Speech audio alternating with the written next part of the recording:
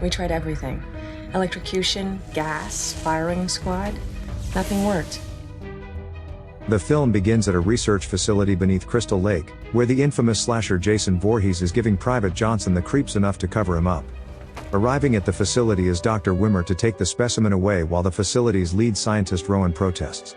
Having found no possible way of ending the immortal being's life and instead him crawling his way back from hell every time, Rowan is in preparations for placing Jason into cryogenic suspension. Ignoring this and instead trying to take him away for study, they pull off his blanket to reveal Johnson dead when Jason suddenly attacks. Using a metal pole he proceeds to kill all the soldiers, then javelins it straight through Wimmer, killing him. A body gets thrown through the door, almost hitting Rowan, when Jason appears somehow already outside the room. She takes Sergeant Marcus's weapon and kites the slow-walking killer to the basement where she's got the cryo chamber prepared. Once he's near it, she flanks him with shots to knock him into the chamber and quickly seals him inside. When she then gets too close, Jason ruptures the machine with his machete and stabs Rowan in the gut. When the cryonics spills out, they cause the doors to seal shut, so Jason makes an action pose for future generations to find, while Rowan freezes right alongside him. Over 400 years later, and a team of students are exploring the historic location of Camp Crystal Lake and discover the artifact that is Jason. Professor Lowe leads the team and asks his student Janessa if she knows what's on the man's face, which she doesn't, having never seen hockey before, and leaves the explaining to KM-14, an android designed for questionable reasons and who once tried to have her creator give her a pair of nipples, but they keep falling off. Her maker Peyton comes across Rowan's body and notices that she's perfectly preserved, so they plan to revive her. Before leaving, Azrael causes Jason to fall over, slicing his arm clean off, showing that the pose wasn't just for looks. KM uses an injection and plastic baggie to treat the overacting student before they all return to their vessel, showing Earth to be a polluted wasteland orbited by an ocean of satellites. Captain Lou departs for Earth 2 as humanity abandoned this one, so co-pilot Kicker informs his boss of Jane and John Doe's arrival. They dock on the space catamaran called Grendel and quickly bring Rowan to the lab. Elijah leads the mission and is told that Jason was dead before freezing and therefore can't be saved. The student Kirra expresses how jealous she is of the Discovery having stayed on board, while Lowe informs Adrienne to prepare Jason for an autopsy. All while Azrael just wanders around aimlessly with his arm in hand. In the morgue, Kirra and her boyfriend Stoney are told by Adrienne to take the affection elsewhere, so the two leave her alone with Jason. She then proceeds to gleefully gouge out his eyeball and freeze it, then remove his mask to discover why he wore it. Lowe's assisted with reanimating the crystallized Rowan by another student, Waylander, while Azrael's put into a machine that uses nanobots they call ants to reattach his arm in seconds, and he struts away unharmed. Using the same ants, they cover Rowan, healing her injury and restoring her consciousness, which she uses to straight away smack Lowe in the face with. Right after she's told about the time jump and that all of her family and friends are dead, Lowe makes a call to the financial backer of the expedition, Prez, and begins to discuss how they can exploit her for cash. Lowe's hard up for money and is told she's worthless, as 400 is the new 200, but claims that the infamous slasher of Camp Crystal Lake's body could be worth a substantial amount to a collector. With dollar signs in his eyes, Janessa enters and begins to work for a higher grade while showing Lowe to be a freak. As Stoney begins getting it in, Jason begins heating up, thawing out and oozing behind the unassuming Adrienne, and as if sensing a disturbance in the force, he climaxes awake. He then grabs the smartest human on the entire ship and drags her over to the sink, kicking and screaming, then freezes her head with the liquid nitrogen before smashing it on the counter. After choosing his weapon and direction to take, Jason catches his second body when Stoney makes the classic horror mistake of getting laid. Lowe introduces Rowan to the vegan future and she tells him about their countless attempts to kill Jason. She's then introduced to the rest of the crew as well as some alien specimens that Peyton says are Janessa's stillborns, so she introduces KT as Peyton's lovebot, which is just a fact more than an insult. When Rowan sees Jason's machete, she asks to be taken to him, giving Lowe a big "I told you so" moment when they find Adrienne's faceless corpse. Elijah tells his team to gear up for conflict when Kirra shows up covered in Stoney's blood, so he orders Lowe to keep them all together in the lab. Meanwhile, one of Elijah's men, Dallas, is battling aliens in a simulator while being assisted by Azrael. Suddenly Jason enters, killing one of the aliens, and in the easiest kills of his life walks up to them and slices Azrael down the center and Dallas' head off, revealing them to just be projected holograms. Dallas then gives Azrael the chance to run, then Azrael gives Dallas it right back. Due to this, neither take the chance to escape and one's back's broken while the other's face is smashed in. Lowe convinces the sergeant to capture the specimen alive with the promise of big space bucks, but he then laughs about the offer with Sven and his crew, telling them to shred him should they find him. After being told by Elijah to stick together, Kicker and Private Briggs do the smart thing and split up.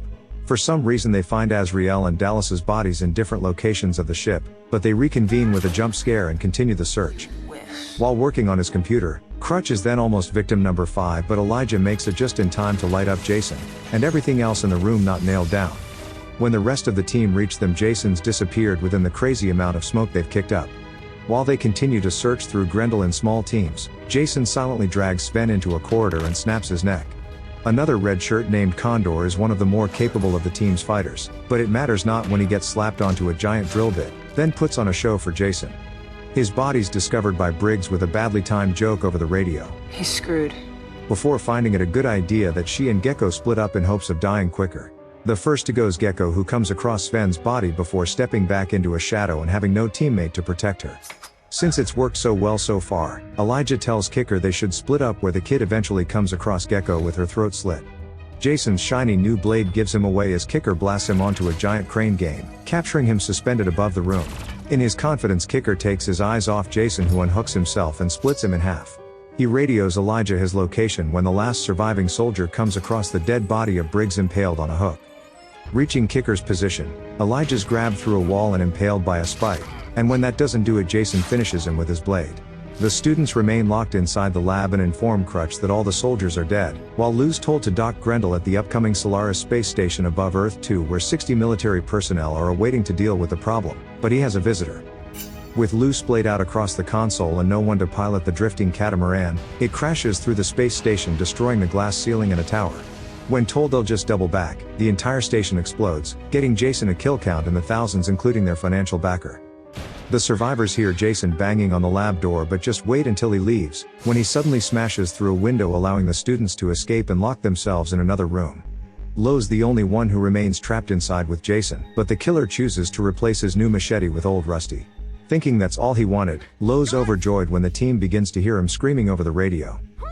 In the first of many split-ups, Crutch takes Waylander to the control room to get a shuttle ready while the main group head for the loading bay. In the second split, Peyton takes KM and the two go to the supply room for some weapons, but instantly decide to make out.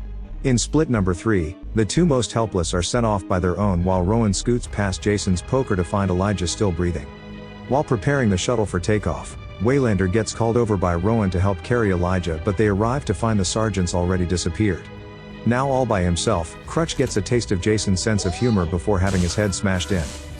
On board the shuttle, Kirra begins to have a panic attack and locks Janessa outside. When Waylander and Rowan get to them, she still doesn't open it and instead launches the shuttle without detaching the fuel line, causing it to crash straight into the ship's hull, killing her and their chances to escape. Jason enters, and with no bullets left, he's about to kill all three, when Peyton shows back up, having finished sucking face and armed KM to the teeth. Before firing a shot, Jason throws his machete into her stomach and she powers down, but then surprise attacks him, sending him flying across the room. After a wild front flip, she begins to use her pistols, akimbo, and martial arts to walk Jason down, ripping him to pieces. She gains so much confidence she decides to jump on top of Jason, but is struck and almost destroyed. But Elijah springs out and saves her before being knocked to the ground. In a brutal final send-off, she outlines Jason with her pistols and blows his arm off, then kicks him through the wall into the lab. Using whatever this thing is, she shoots his leg off, causing him to collapse. When he sits up, she puts another round into him. Then when he sits up again, she takes his head clean off. Still not convinced yet, she throws his machete into his chest. With that finally solved, the survivors take Elijah to the backup lab, where he's instantly healed of his wounds. They make contact with a rescue patrol above Earth, but in order to dock, they're required to separate the two halves of the catamaran by destroying the bridges between them. An hour passes while they set charges, but Jason's corpse is left on the nanite-equipped medical station during a bunch of power surges. The ants cover him from head to toe and begin to work harder than ever. Since there wasn't much left of him, they rebuild his missing matter with metal parts, creating Uber Jason. KM's bullets now bounce off him, as does her foot, and she has her head knocked off with a single punch. Before Jason can kill Rowan, the entire team's saved by Waylander, who sacrifices himself, and they all make it onto the intact pontoon. He then uses the detonator to blow the bridges, sending Jason flying into space and allowing the approaching shuttle to make port for extraction. As Peyton's comforted by KM having retrieved her still functioning head, Jason punches through the hole next to Janessa and the entire room begins to get pulled into the vacuum. While she tries to get a grip on a grate, it comes loose and covers the hole. Then when Janessa slips, she gets sucked straight through it. Jason then continues to make his way through Grendel, destroying door after door as the crew make it to the extraction but find it won't open. Elijah's forced to go on a spacewalk in order to get the power working while Jason one-punches his way through coming up on the team.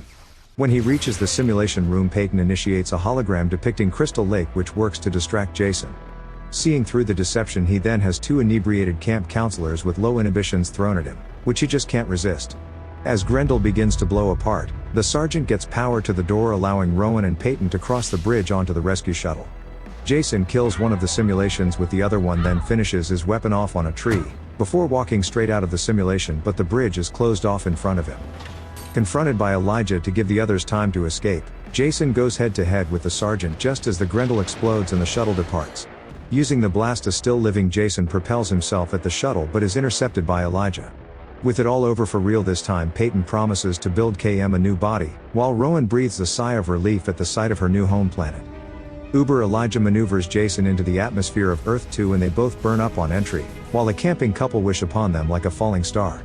Seeing it land nearby, they decide to check it out, as Jason's mask is shown sinking to the bottom of the new Crystal Lake. And the movie ends. It's gonna take more than a poke in the ribs to put down this old dog. Oh. Yeah. That ought to do it. So you made it. I appreciate your time. I couldn't have done it without you. Tell your mother I said thanks.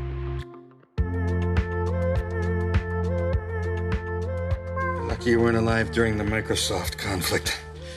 Hell, we were beating each other with our own severed limbs.